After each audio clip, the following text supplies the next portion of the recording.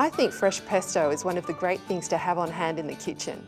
The good news is it only has a few ingredients and it's easy to make at home by yourself. You can make it really quickly with a food processor or do it the traditional way with a mortar and pestle, which will give you a much more rustic look. Let's start with the food processor method. We're going to add the basil first, some chopped garlic, toasted pine nuts and grated parmesan. And then we're going to process that until it's all finely chopped. Now that it's finely chopped, we're going to add the oil in a thin, steady stream while the machine is still going.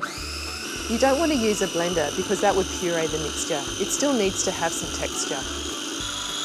Once you've added all the oil, then you can season with salt and pepper.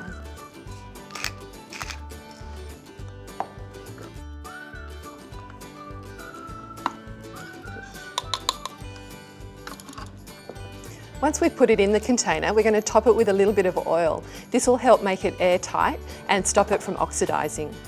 Now put this in the fridge for up to a week. Now that we've made the fresh pesto, you can use it straight away, but if you don't want to use it straight away, a good way of keeping it is to spoon it into an ice cube tray and then put it in the freezer. Once it's frozen, you can pop out the cubes and place them in an airtight container for up to 3 months. That's the easy way to take out what you need for a dish. Not everybody has a food processor, but here's an alternative way to do it if you have a mortar and pestle. It's a much more rustic way of doing it. But here we go, we'll just add the basil, the pine nuts, parmesan, and chopped garlic, and then we just pound it with the pestle until it's sort of coarsely chopped. Now that it's coarsely chopped, we're going to start adding the oil just gradually. Then we're going to season it with salt and pepper.